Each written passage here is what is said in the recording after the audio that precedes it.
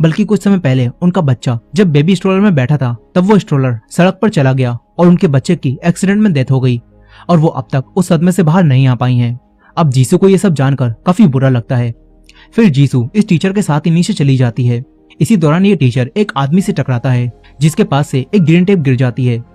दरअसल ये आदमी एक गुंडा होता है और इस गुंडे ने यहाँ एक रूम में एक आदमी को बांध रखा था।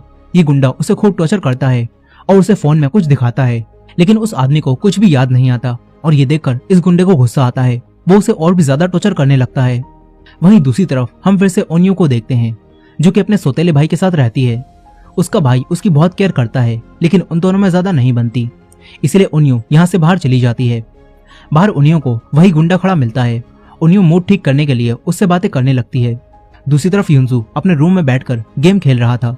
तभी उसके पड़ोस में रहने वाली एक लेडी के घर से उसके रोने की आवाजें आने लगती हैं। दरअसल उस लेडी को नोज ब्लीडिंग हो रही होती है, जिससे वो काफी ज्यादा रो रही थी। अब थोड़ी देर बाद जब युनसू सोकर उठता है तो देखता है कि डिलीवरी बॉय उसके ऑर्डर किए हुए नूडल्स को बाहर ही रख गया है।